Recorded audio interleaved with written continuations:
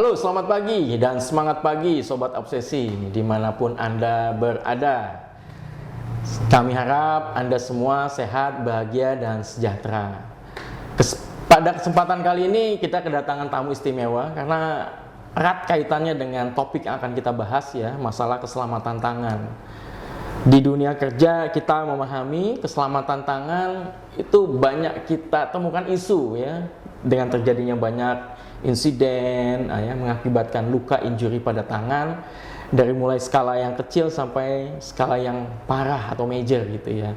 Nah, di samping saya atau di depan saya ini telah hadir pakar ya. Waduh. Pakar daripada hand safety dari tim pabrikan Ansel yang akan memberikan sedikit wawasan terkait dengan keselamatan tangan dan bagaimana memproteksi yang efektif ya. Banyak proteksi tangan yang ternyata nggak efektif bro ya. Saya panggil bro aja nih, Bro Bambang. Silakan memperkenalkan diri bro. Oke, terima kasih bro. Selamat pagi Sobat Obsesi, salam sehat. Saya Bambang, saya bekerja untuk Ansel, spesialis perlindungan untuk tangan dan jari. Nah, hari ini kita akan berbicara banyak tentang perlindungan tangan dan jari, bagaimana cara memilihnya, terus kemudian apa sih standar yang harus kita perhatikan. Oke? Mantap. Jadi kenapa tangan? Nah, ini kenapa tangan ada isu yang menarik ya. Kenapa tangan? Ya, walaupun tangan itu bisa kita gunakan untuk apa saja ya. Betul. Gitu ya. Jadi dari kehidupan pribadi maupun kehidupan pekerjaan, tangan itu semua yang apapun yang kita lakukan itu dengan tangan. Betul. Karena sangat pentingnya tangan, makanya itu kita bahas Sobat Obsesi. Jadi topik yang menarik kali ini kita bahas adalah mengenai keselamatan tangan. Betul. Kenapa tangan? Ya, kenapa nggak kaki gitu ya? Jadi seperti teman-teman Sobat Obsesi mengetahui ya, bagi praktisi K3 atau di dunia industri memang pengendalian resiko untuk alat pelindung diri itu adalah ada di paling akhir. Betul. Tetapi karena ini melibatkan tangan, kita menggunakan tangan untuk semua aktivitas ya, makanya perlu juga kita bahas gitu ya. Tangan ini bagaimana memproteksi tangan dengan efektif, dengan baik ya, tentunya juga dengan nyaman ya. Kita akan berbincang-bincang ini dengan pakarnya nih ya. Mungkin kita mulai dengan proteksi tangan untuk di dunia industri gitu ya. Pandangan bro terhadap dunia industri, kebutuhan terhadap proteksi tangan ini bagaimana nih bro? Baik bro. Jadi supaya kita tahu kenapa, kita harus tahu dulu prinsip dasarnya kenapa tangan ya Pak ya. Oke. Jadi yang pertama itu kita menggunakan tangan tiap hari. Bukan hampir tiap hari, tapi tiap hari. Setiap saat. Setiap saat. Mulai dari bangun tidur sampai pegang gelas pakai tangan. Tidur lagi, pegang gelas pakai tangan. Kancing baju pakai tangan. Makan kita pakai tangan. Bahkan tidur pun kita pakai tangan.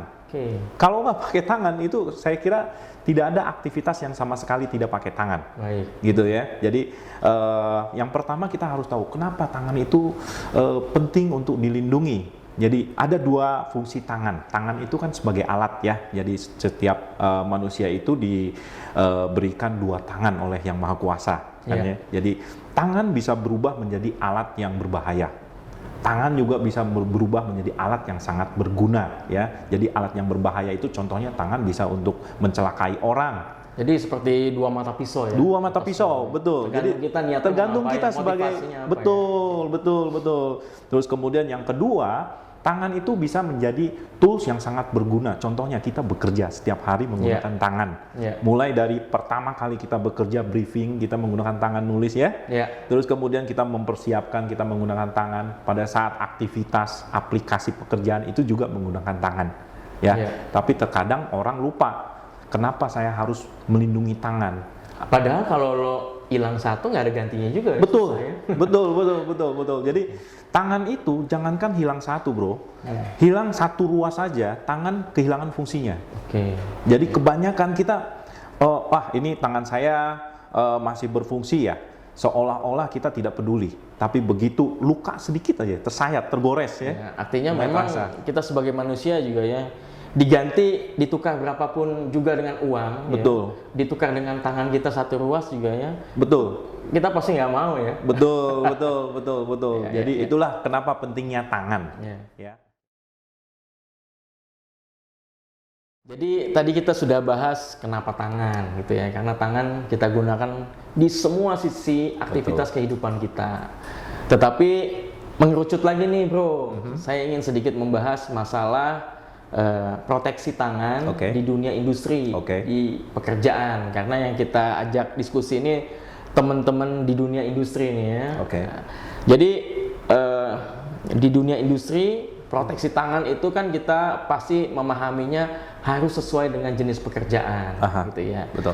Nah, dari sesuai dengan jenis pekerjaan itu, kira-kira hal-hal apa lagi yang perlu kita evaluasi sebelum kita memilih ya jenis sarung tangan yang cocok untuk aktivitas kita? Oke, baik. Jadi begini bro, biasanya sebelum kita bekerja kita harus bertanya nih, kita mau mengerjakan apa? Yang kedua, resikonya bagaimana? Baik. Kira-kira ada bahaya apa tuh sebelum kita melakukan pekerjaan? Kita harus tahu dulu tuh. Terus kemudian yang ketiga, kita tentunya bertanya nih yang paling penting, bagaimana supaya saya bisa bekerja dengan aman gitu kan, tanpa kekurangan apapun, tanpa kehilangan apapun. Bukan hanya pada diri saya sendiri, tapi juga pada alat yang kita handle mungkin gitu ya sepertinya.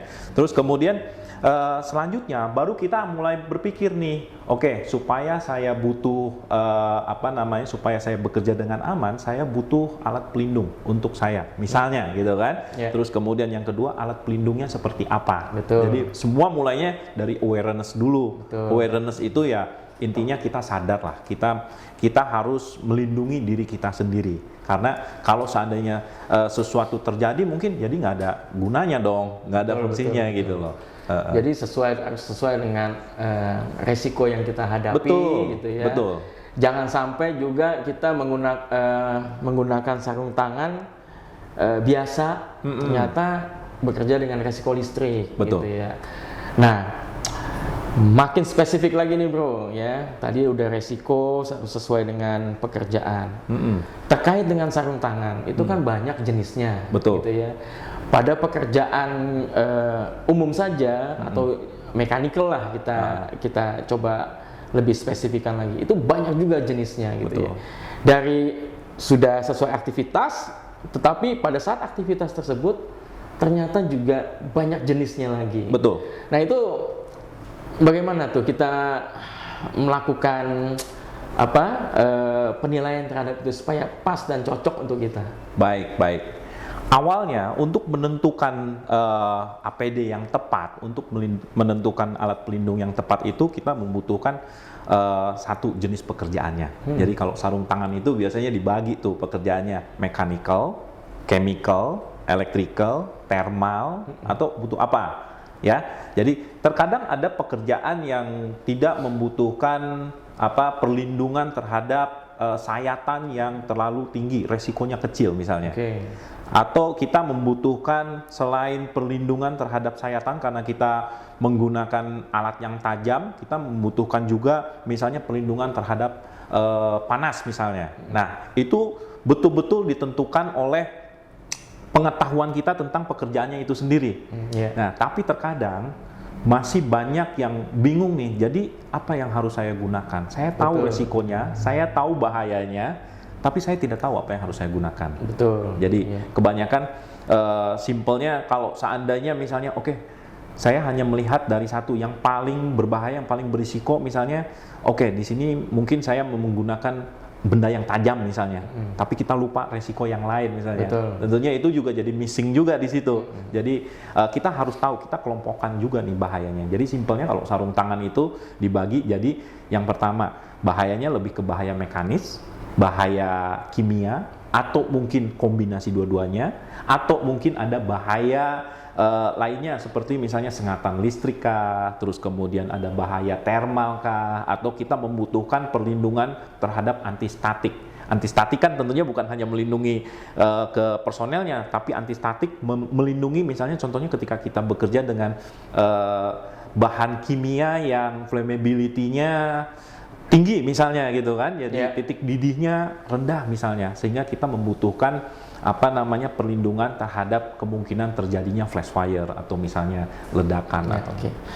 Jadi kesimpulan yang saya bisa ambil nih bro dari statementnya Bro Bambang, Jadi ternyata kita setiap industri atau organisasi atau aktivitas itu harus mengelompokkan dan melakukan mapping ya. Nah, jadi teman-teman praktisi K3 ataupun sobat obsesi, kita perlu melakukan mapping dulu nih, mapping PPA ya terhadap dari bahaya dan resiko setiap pekerjaan. Jadi kita bisa tahu tuh, satu sarung tangan ini bisa melindungi dari bahaya A, B, C, D dan resiko A, B, C, D gitu ya. Nah itu penting kita membuat PPE mapping gitu ya. Nah selanjutnya, setelah kita membuat PPE mapping, pastinya kan kita akan tentukan, oke, kita tahu resiko pekerjaan saya adalah resiko bahaya listrik, ya. Misalkan saya angkut kasus ya, tapi ada di situ ada grease, ya, ada grease, ada hal-hal yang licin, yang segala macam. Juga ada yang tajam, gitu ya, ada material yang tajam. Nah, kombinasi yang dikelompokkan di PPE mapping tadi, itu kan tadi sudah masuk. Nah, setelah kita tentukan tadi, nah, standar apa yang harus kita lihat, bro? Untuk kita bisa mengklasifikasikan, kita tuh bisa comply terhadap standar, tetapi tetap mengcover apa yang kita hadapi di lapangan gitu ya. Oke. Terkait standar, tentunya untuk setiap proteksi ada standarnya sendiri, standar masing-masing. Untuk misalnya untuk resiko mekanis, kita ada standar untuk proteksi terhadap bahaya mechanical. Contohnya itu bahaya mechanical itu sayatan, goresan, abrasif material terus kemudian tusukan dan lain sebagainya. Nah, kita kenal ada yang namanya, kalau kita referring ke European Standard, itu standar Eropa berbicara dengan IN 388, biasanya 388 2016 itu ada versinya juga, bro. Terus kemudian kalau kita bekerja dengan bahan kimia, itu ada standarnya sendiri juga tuh, ada IN 374. Nah, IN 374 itu standar teknisnya juga sudah diperbarui juga, ada versinya juga 2016 yang terakhir. Terus kemudian untuk listrik misalnya, untuk listrik juga ada ASTM standar khusus. Terus kemudian untuk thermal ada standarnya sendiri juga, IN 407. Nah, kalau misalnya untuk temperatur di bawah 0 misalnya, sub-zero, itu ada standarnya juga, IN 501. Begitu juga dengan antistatik, terus kemudian radioaktif, virus, microbiological. Nah, itu masing-masing ada standarnya sendiri. Artinya memang standar itu kan artinya pengujian gitu. Betul. Artinya kita comply terhadap standar, artinya alat pelindung diri atau sarung tangan kita ini sudah diuji ya terhadap persyaratan-persyaratan daripada ketahanan uji tersebut. Setelah dilakukan standar pengujian, kita tahu standarnya. Nah, ini kan kita milih lagi nih ya sarung tangan yang nyaman. Artinya kita sudah comply dengan standar, kita pengen cari yang nyaman. Nah, kriteria kenyamanan itu seperti apa ya? Nah, sarung tangan ini nih bro, ini agak lumayan challenge juga nih, karena biasanya kalau misalnya kita bertanya ke pengguna ya, ke user itu, kalau diberikan PPE maunya seperti apa? Nyaman itu pasti nomor satu. Betul, karena gini, pada dasarnya alat pelindung diri kan salah satu merupakan kontrol proteksi. Itu memang tidak ada yang nyaman. Bro. Dari mulai helm, kacamata, sebagus apapun juga ternyata tidak nyaman. Karena kita nature-nya memang nggak perlu perlu menggunakan itu, tapi ada resiko yang dihadapi, perlu menggunakan itu. Nah, untuk tangan ini gimana kriteria nyaman ya? Cukup menarik. Ini agak menarik nih. Kriteria kenyamanan untuk setiap pekerjaan itu berbeda. Untuk setiap pekerja juga berbeda tentunya, tergantung aplikasinya. Contohnya nih, ada orang yang bilang bahwa sarung tangan yang nyaman itu seperti apa? Sarung tangan yang nyaman itu dia tebal sampai kita nggak bisa merasakan apa-apa, karena dia bekerjanya memang dengan benda-benda yang besar misalnya gitu kan. Itu yang menurut dia adalah keyakinan, oh saya betul-betul nyaman, aman dengan ini sehingga dia enak kerjanya. Ada juga yang bilang bahwa sarung tangan yang nyaman itu maunya seperti apa?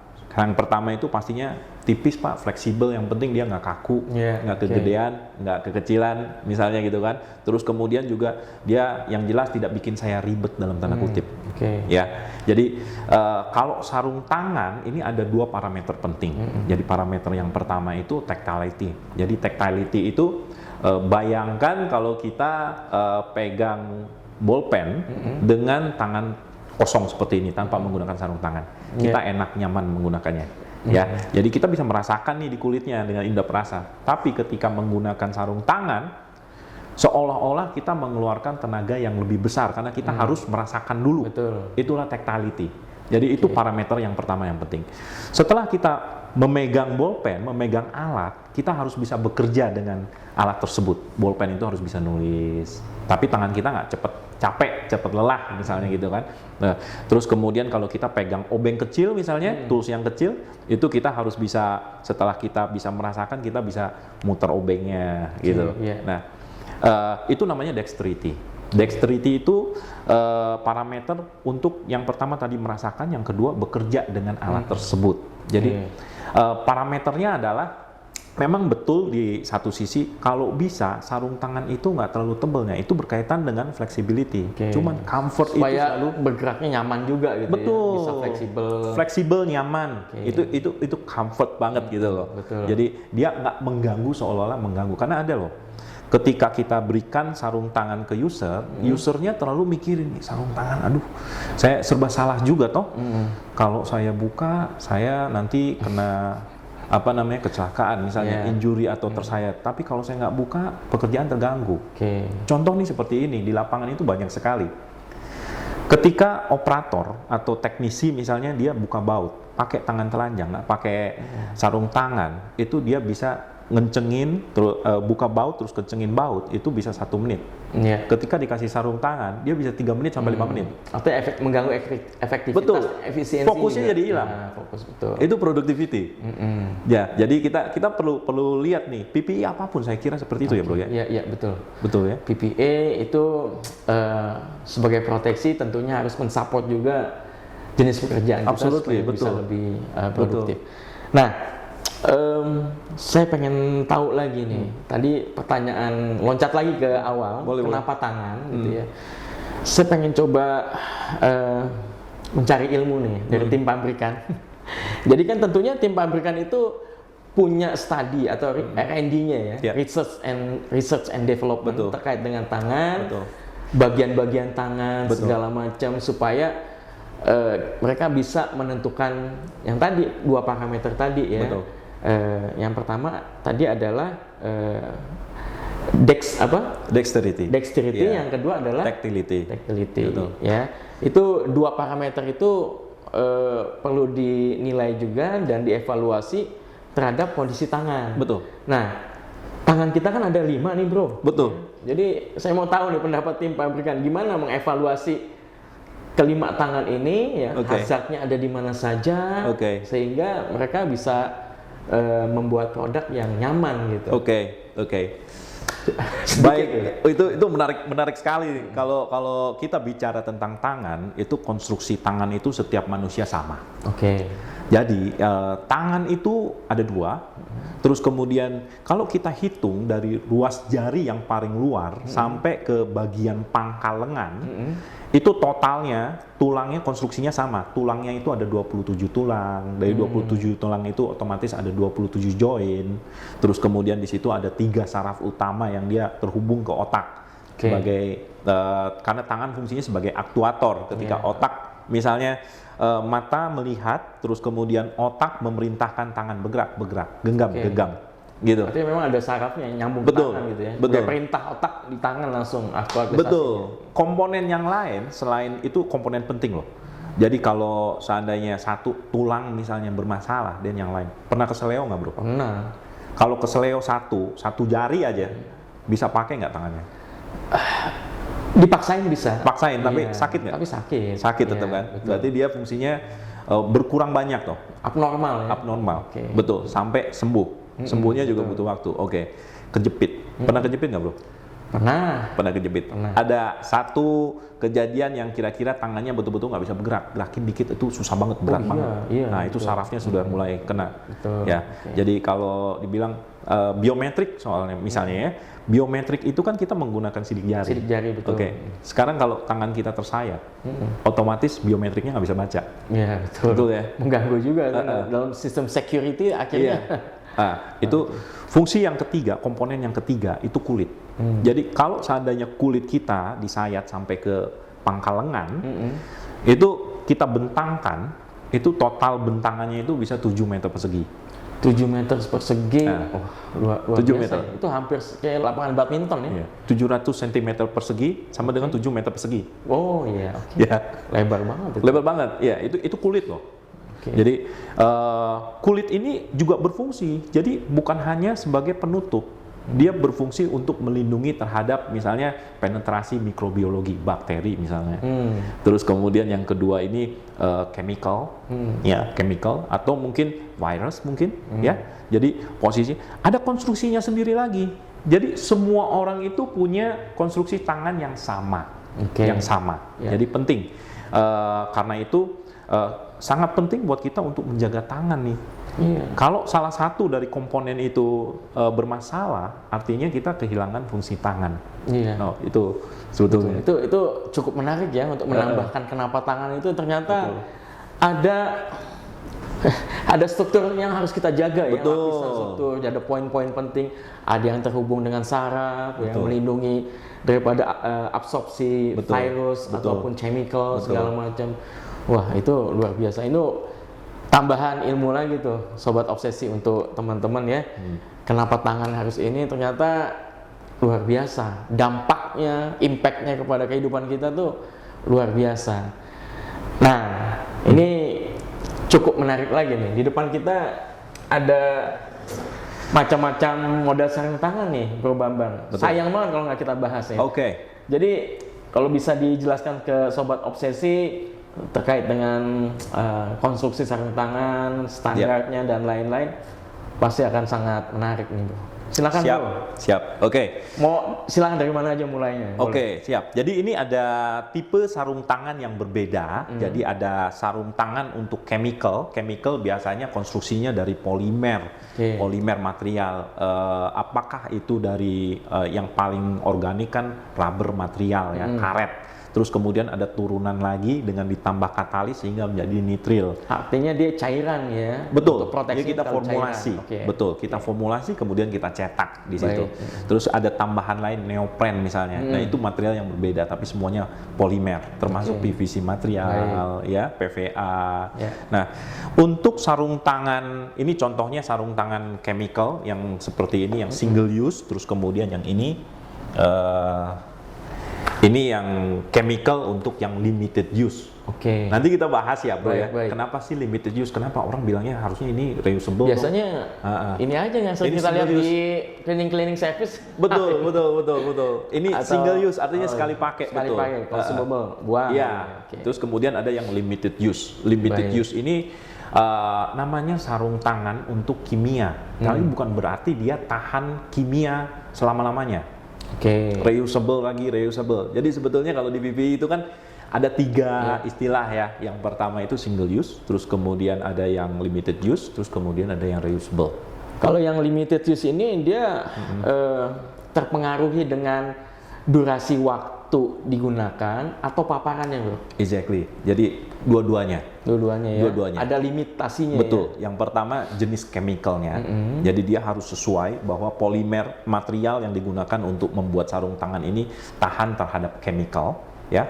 Karena sarung tangan apapun pasti dia ada masa waktunya.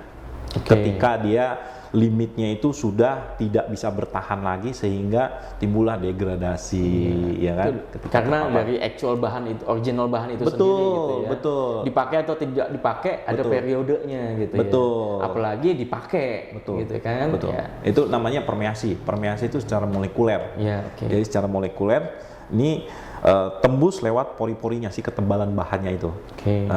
Terus kemudian yang kedua, sarung tangan chemical ini juga dia ditentukan oleh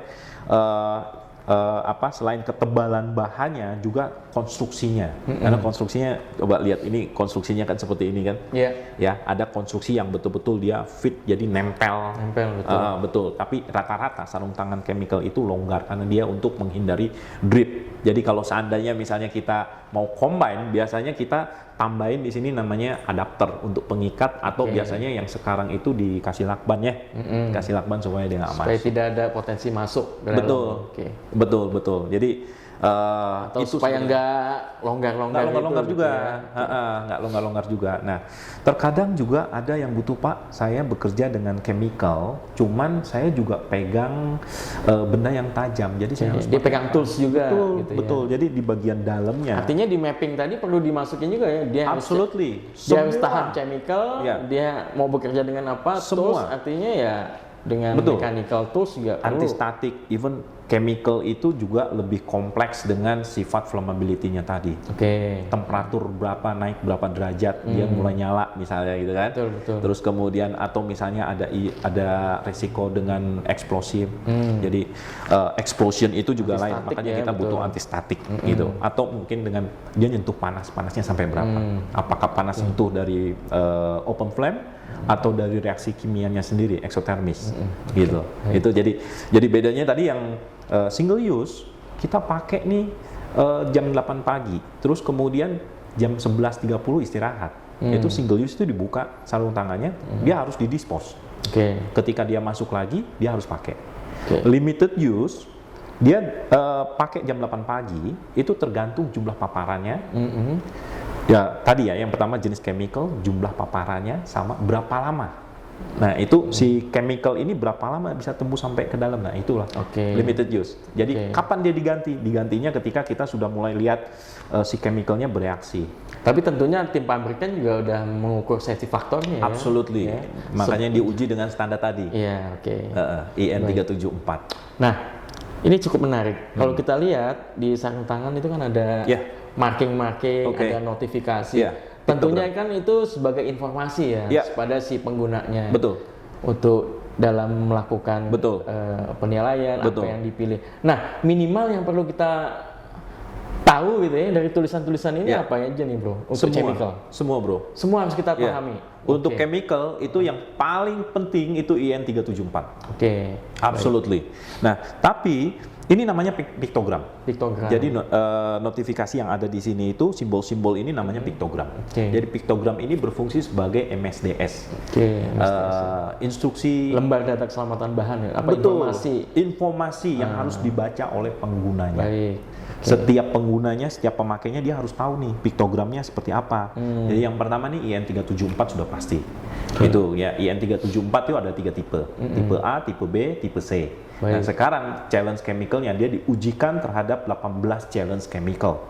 Yang sebelumnya, versi sebelumnya itu hanya 12 challenge chemical. Baik, Jadi tipe A itu yang paling low. Low ya. Low risk. Tipe B itu dia harus pas. Kalau tipe A hanya 1 chemical dari 18 chemical. Kalau tipe B 3. Oke. Tapi kalau tipe C itu harus 6 chemical dari 18 challenge chemical dia harus pas. Baik, Gitu. luar biasa ya. Betul. Jadi perlu memahami juga nih. Mungkin di Wajib. sesi berikutnya ya, kan panjang. Ini ada piktogram ya, yang bisa piktogram kita- ini menunjukkan nih si sarung tangan ini bisa digunakan untuk memproteksi terhadap zat apa saja. Ya, Gitu. itu sangat kita butuhkan itu di site tuh informasi dari bahan yang Betul. terstandar. Iya. Kalau ini ada standarnya juga ya, Bro Ya, ya. betul. Bahkan cara penulisan, pencantuman simbol ini juga diatur. IN 21420 itu mengatur pencantuman. Jadi even kita sebagai manufacturer itu kita menambahkan juga di dalamnya informasi namanya instruction for use Oke. dalam lembaran. Nah, cukup menarik ya. Artinya kan sarung tangan yang benar ya, yang proper itu adalah sarung tangan yang memberikan informasi. Betul, gitu betul. ya. Nah, apakah semua sarung tangan kayak gini, Bro? Ada tulisannya semua? Absolutely, semua wajib. Semua sarung- wajib. Artinya sarung kalau ada tangan yang nggak chemical pakai tulisan-tulisan, ya kita opsi nggak usah beli betul ya. diragukan Pak. Derajat apa namanya proteksinya, apakah Derajat, memang betul sarung tangan ini bisa memproteksi, karena sekarang semuanya harus ada dokumennya, betul ya. Betul. Nah, kalau kita beli sarung tangan ya yang ada piktogram segala macam, dia ada sertifikasinya nggak? Ada di bungkusnya atau apa Ada. yang bisa kita lihat? Ya.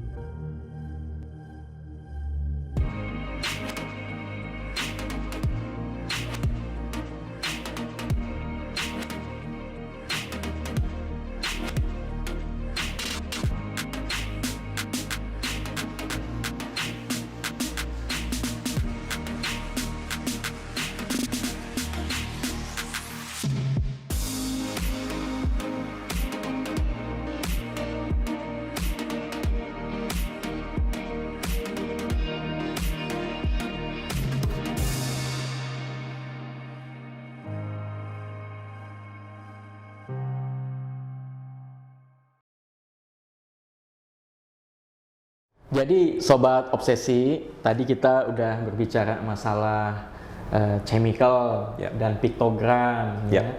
Tapi kita lihat di sini masih banyak lagi nih jenis-jenis yang bisa diinfokan ke kita, Pak, secara garis besar atau lebih spesifik sedikit juga nggak ada masalah. Oke juga nih, Pak Bambang, kayaknya kita butuh asupan informasi ya, Siap. seluas-luasnya. Siap. Nah, Silakan, Pak. kalau tadi kita bicara tentang proteksi terhadap bahan kimia, sekarang kita bicara terhadap proteksi terhadap bahaya mekanis. Bahaya mekanis oke. itu yaitu cut protection sayat ya. Kalau Ya. cut itu sayat bukan potong. Kebanyakan orang Anti itu potong, gitu. mengasosiasikan bahwa cut itu potong, tapi sebetulnya itu sayat. Sayat, Nah, gitu ya. ini ada beberapa contoh sarung tangan untuk bahaya mekanis ya, cut protection multipurpose. Jadi sebetulnya macam-macam.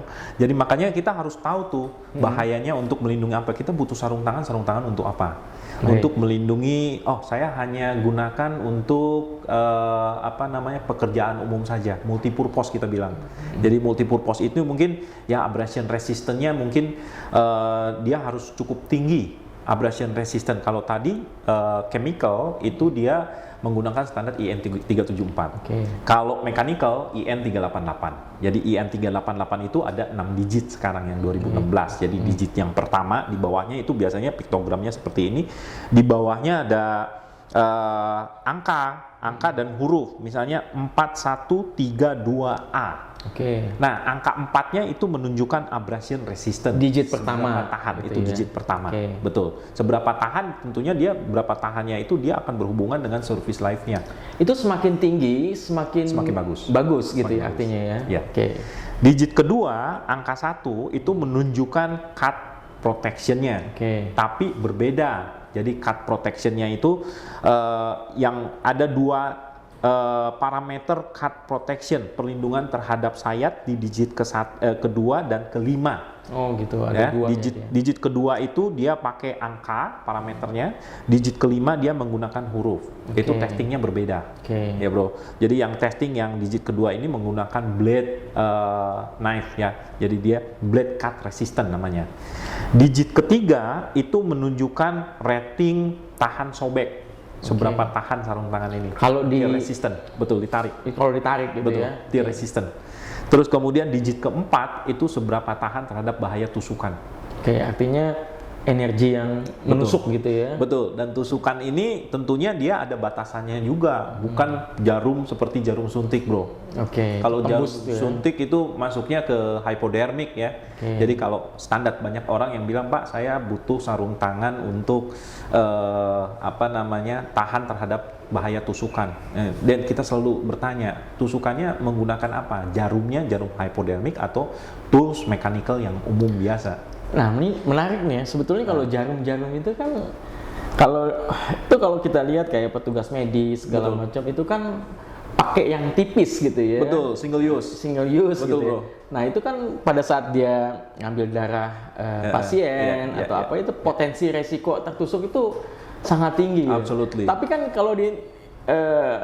kalau kita lihat itu akan tembus juga gitu ya. Betul, absolutely. Karena sarung tangan single use itu bukan sarung tangan yang anti tusuk atau tahan tusuk ya. Ya, Bukan anti tusuk, tahan tusuk bukan. Artinya bisa jadi influence juga tuh ya untuk teknologi inovasi berikutnya, Betul. supaya petugas medis juga Betul. bisa punya sarung tangan yang proper gitu. Betul, betul. Jadi agak sedikit berbeda dengan medical device. Jadi Iya. kalau yang ini kita bilang PPE. PPE itu diatur dengan standar PPE directive Oke. ya kalau di Eropa. Kalau di rumah sakit itu lebih cenderung ke medical device. Medical device. standarnya pun berbeda. Oke, arti kebutuhan medis Betul, gitu ya, kebutuhan betul, medis. betul. Oke, baik. Again, jadi jarum yang mereka gunakan adalah bahaya tusukan jarum suntik. Jarum suntik itu masuk kategorinya hipodermis. Baik, oke. Hipodermis. Jadi ini tuh diujinya bagaimana sih, apakah dengan jarum tusuk? Bukan.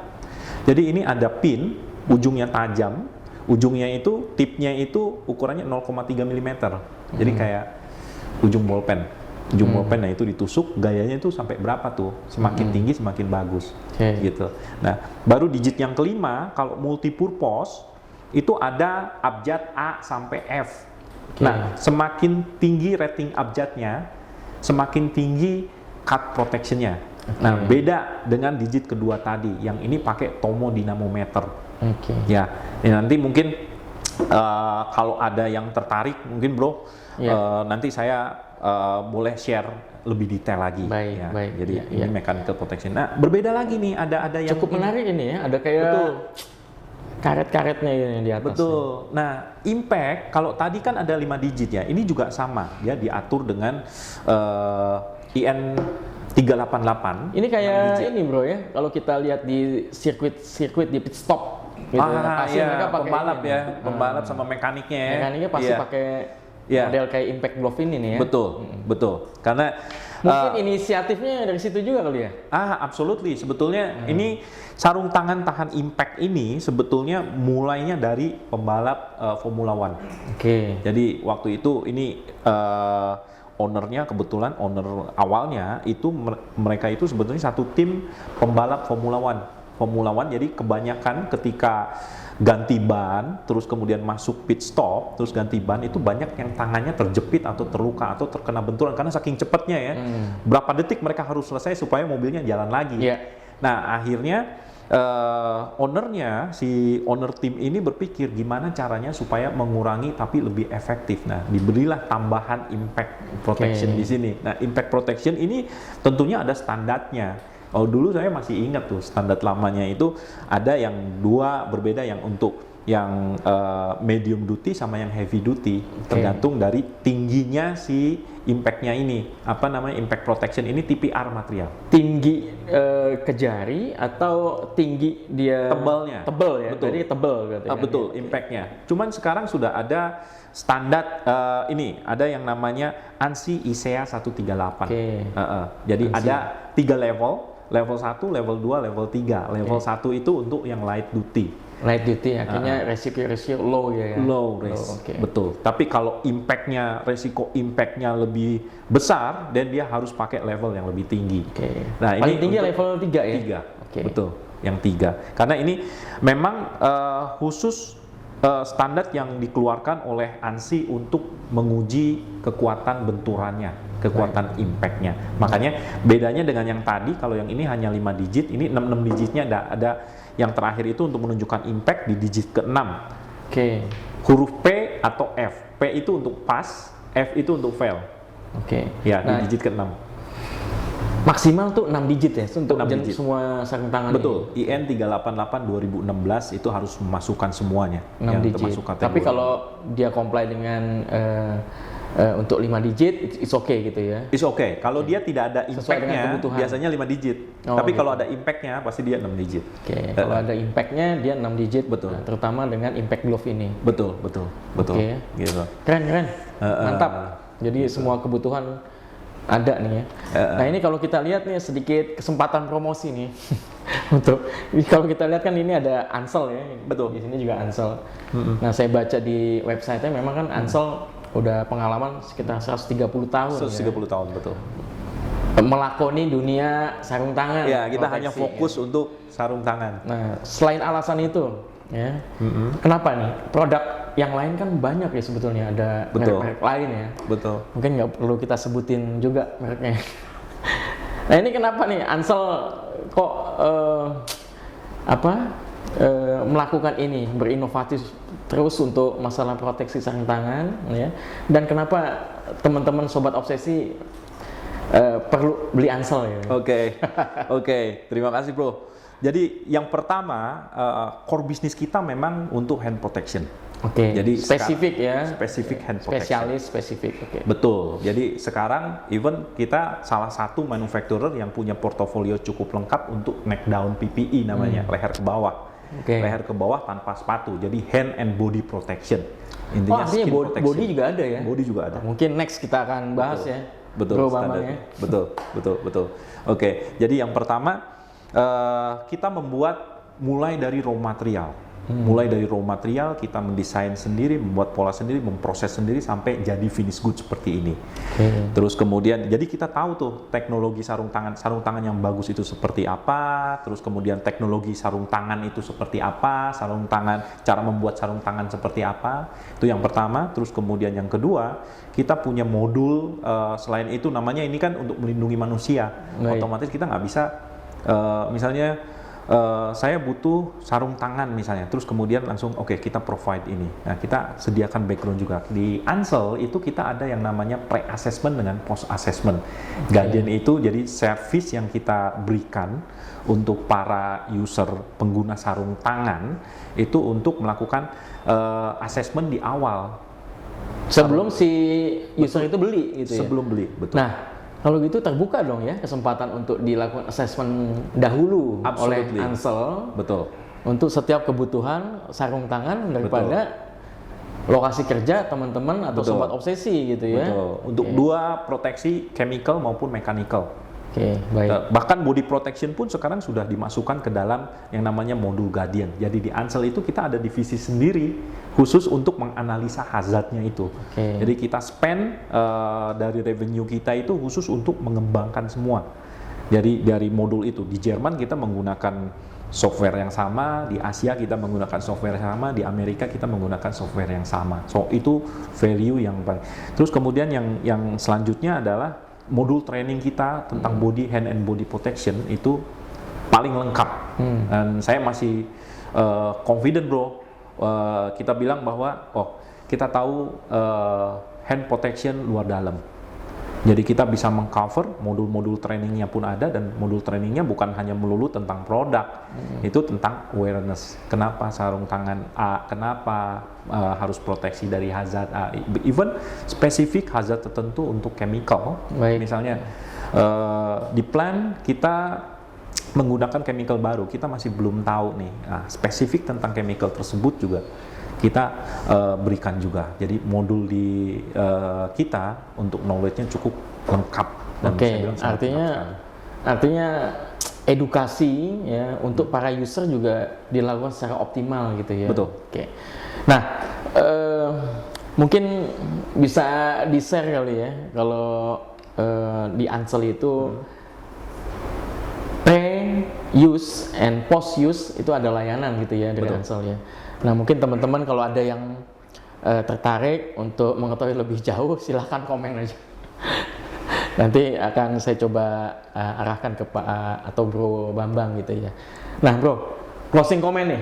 Siap. Closing comment untuk sobat obsesi supaya lebih aware ya untuk masalah hand protection, bagaimana memilih sarung tangan yang efektif, efisien, nyaman ya.